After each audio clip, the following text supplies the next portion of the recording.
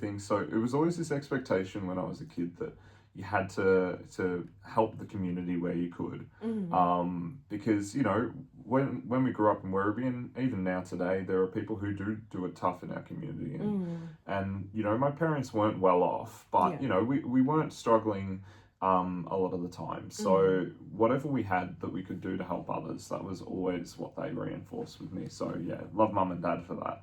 That's wonderful. And the early foundations that guide our children and Mm, youth, it does really reflect as adults as well. And mm. that just shows you don't need to have a lot to give back to the community. Time is more than enough. Yeah, time is good, money is good, but time is one of those big things. And I think, Mm, as things get more stressful for people at the moment, with the fuel crisis and what we're seeing in the Middle East, I think that's really important for people to have front of mind is that, mm.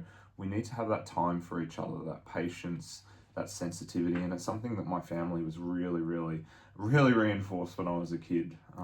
Yeah. That's wonderful. And for me, as a mom, I often think of the environment that I'm creating for my son. And raising a young boy, I want to make sure that he does grow with empathy, respect, and strong values. And these are something that we can build in children from a young age through community service. So, John, I want to ask you directly with young people.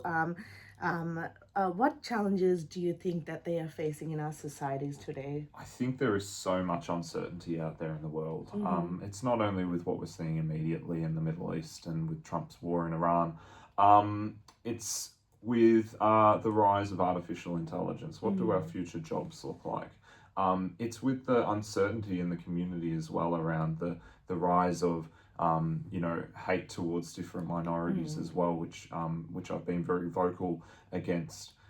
There's a lot of uncertainty out there in the world for Gen Z and Gen Alpha.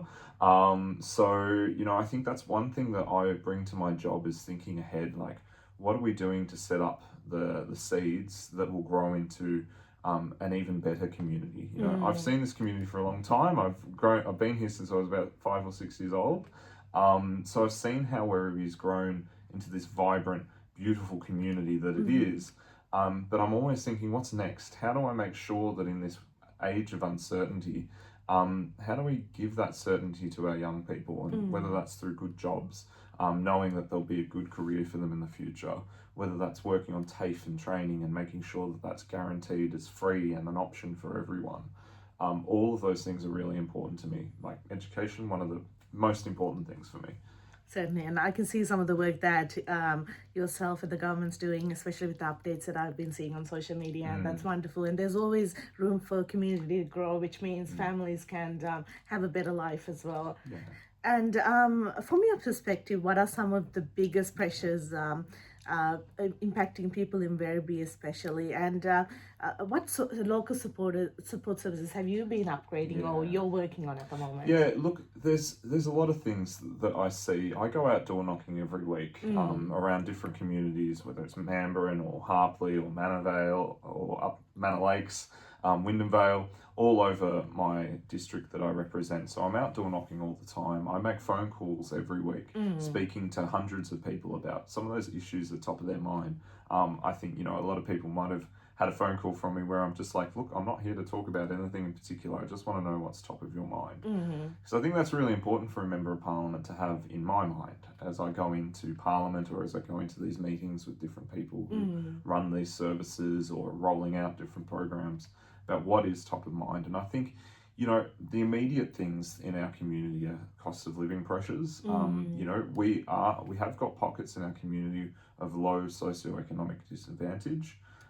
So things that we're seeing around the world are having particular pressure on families out there. mm, So, we're doing a lot of work today. This morning, we've literally announced free public transport for the next month. That's one way to help take that pressure off families or people who might be choosing to commute in a different way and leave their car mm, at home.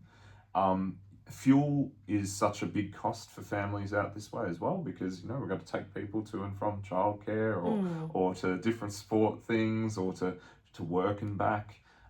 So having things like our Fair Fuel plan, where we've got locked in prices every day, maximum prices at service stations that we have enforced, as well as our Servo Saver app, which is a free way to see all those prices in the local area, so that consumers have that freedom to choose what is the best price, and we help the market actually be a truly free market in that sense. And I think too, the other thing that I hear from people is community safety is a big concern, and it's a big concern for me too. I've grown up in this community. I've seen different sorts of crime concerns out there over the years, whether that be a few years ago when we had issues with bikie gangs in the community, or when we had issues with hooning. And recently we've seen an increase in burglaries. Which I think is particularly abhorrent because it's invading someone's personal space, and you feel vulnerable. So the government's done a lot of work around cracking down on these new crime trends, particularly around our youth crime changes, where we're bringing in adult time for violent crime, as well as a whole range of different ways of tightening up bail to make it really clear to people that if they go and do this, they're going to be held to account. And the other thing too, though, is I know a lot of people in Werribee want to see young people who may be going down that track turned away from a life of crime. I know as a teacher, that's something that I'm particularly aware of. So our violence reduction unit takes a more public health approach and goes, well, how do we reduce violence in our community? So they're out there already around Wyndham. We've got early intervention officers based at one of our local secondary schools to help find those kids who may be turning down a life of crime and get them early. Because in the end, we don't want anyone to be a criminal. We want everyone to live, a purposeful, community-focused life. So the more we can do early, the better our community will be. So that's the two big things that I'm getting as I go out and knock on doors. Of course, there's still people who talk about roads, and I think that's always an issue. We want to be able to get around safely. And I think for me, the other week, we've been doing some work around Bolan Road, which is a huge upgrade that we're doing through there. But I think the most important thing for me was going down there with some kids from Iramu Primary School and talking about the new crossing that we've put in for the works, and talking about road safety, because in the end, that's the most important thing with our roads. It's keeping people safe on our roads. With the fire brigade, I'm a rescue operator, so I've seen a lot of people in very, very, very difficult spaces when they've had accidents, or I've seen a lot of people who've been severely injured or killed on the road. And I want to make sure that our roads are safe as much as we can get around and get to Hoppers Crossing or up to Wyndham Vale and back again.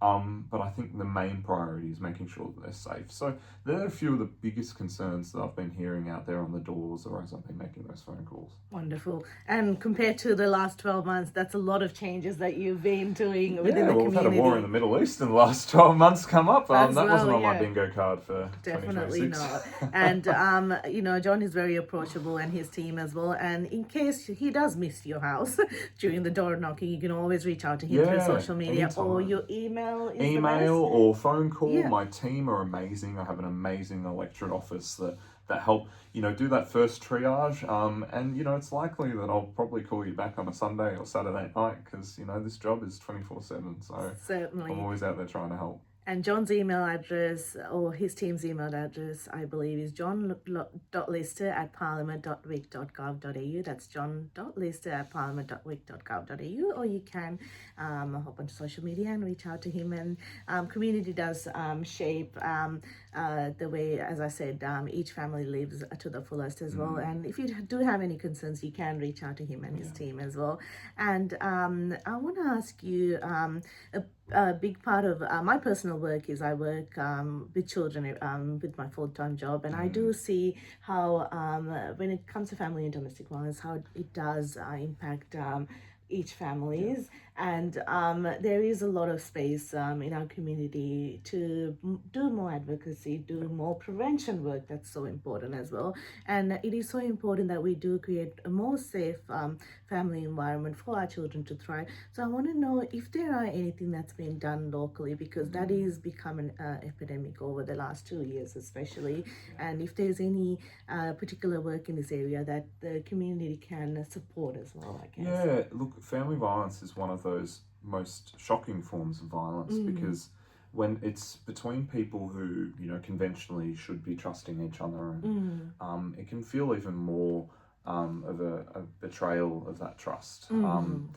And I know working in schools too, a lot of the kids that I was working for who would have issues with the law or would have issues with learning very much came from family violence backgrounds. So it's something that I've seen firsthand the effects of that violence.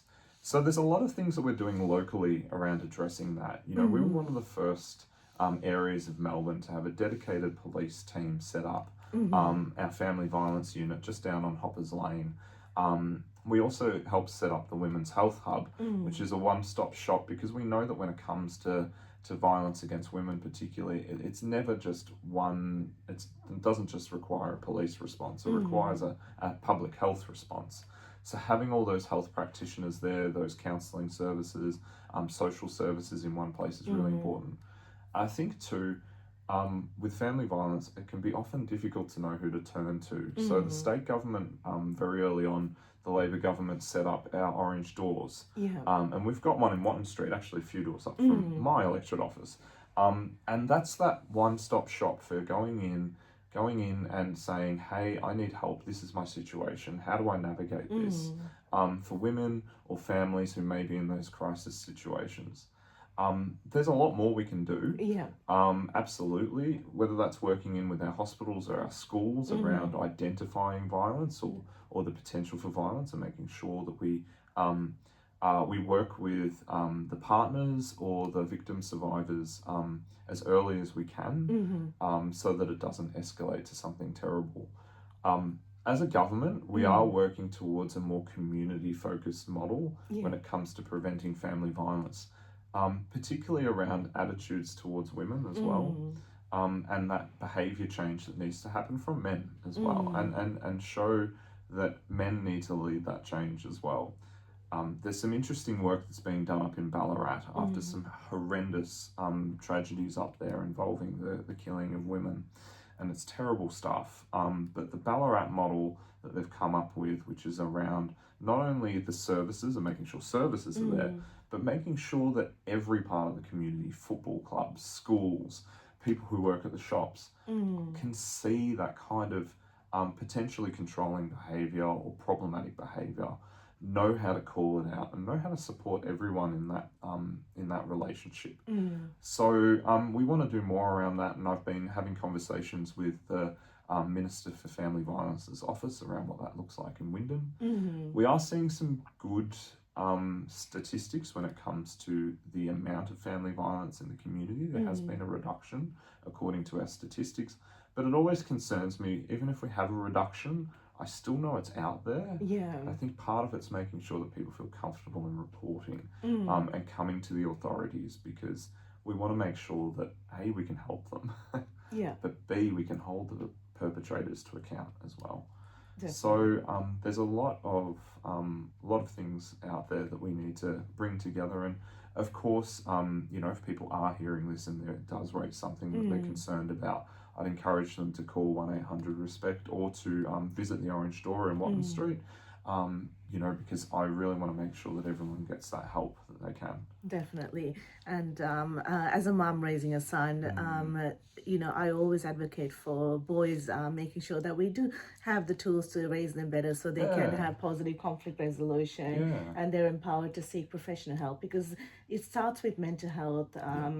awareness being addressed, because when that's not addressed, that's when violence is used as a tool as well. Absolutely, And yeah. and it's always important to know there are services out there. It's just taking the courage to get that first step to seek support, whether you're a perpetrator or a victim. It is to stop that behavior as Yeah. well. And it's good to know that the government's doing some incredible work in that field as well. And as you said, having those football clubs and Yeah. other little organizations having that conversation, it could be a little key talk that you're doing that all takes that encourages positive I guess behavior change as well. Absolutely, yeah. And moving on, I want to ask you about what is John's long-term vision for Werribee? Maybe just say over the 12 months and over the 5 years. Well, I've been doing a lot of thinking about this the last few months, especially now that I've had my feet under the desk for a while as Member of Parliament. I've seen what's happening. I've had a lot of meetings, briefings. We've been rolling out a lot of amazing projects here in Wyndham, whether that's some of the small things like grants to different community groups, like WinFM, Yeah.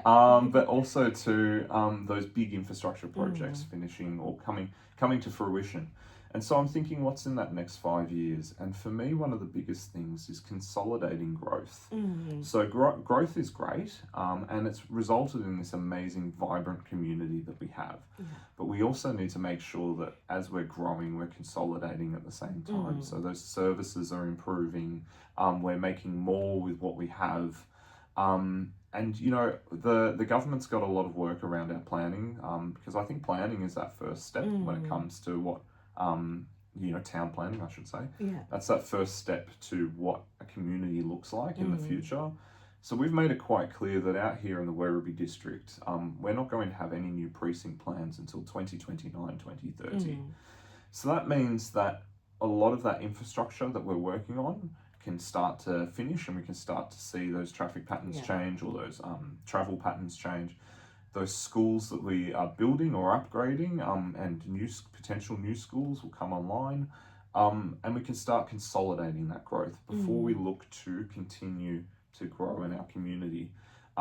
It's also important too that as we consolidate growth out here, we're 25, 30 kilometres from the city, we want to turn back in and look at those middle suburbs.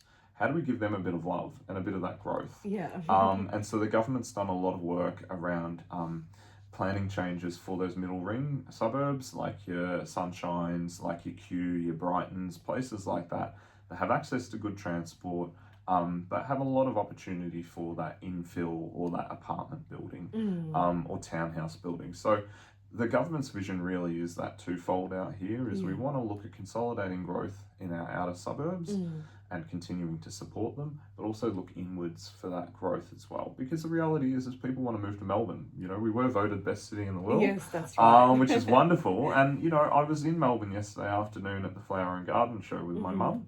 And I can see why. Yeah. It's gorgeous. We can get around, there's amazing places to visit. There's always a festival on anywhere.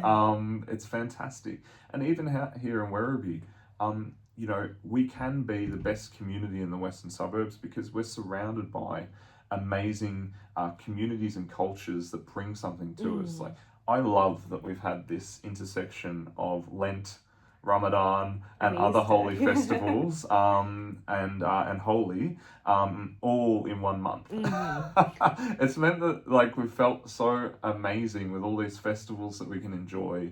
It doesn't matter what culture you're from; they're all about positive things. It's about family. It's about peace. It's about working together. All of these, and also reflection as well. So, when I look at that, I think I want to continue to grow that in our community for this next 5 years.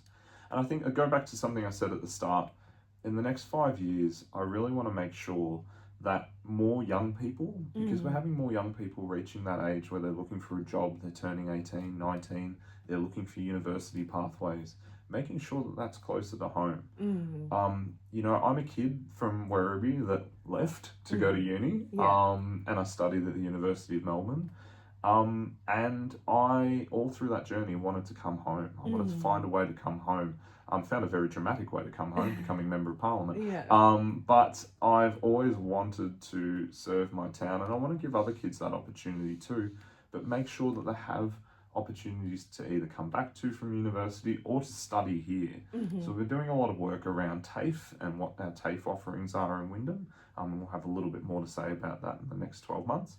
But also to working with the universities on what their offerings are, whether that's through our new law courts or whether that's through our hospital here, all those opportunities that our state infrastructure gives young people to grow their careers.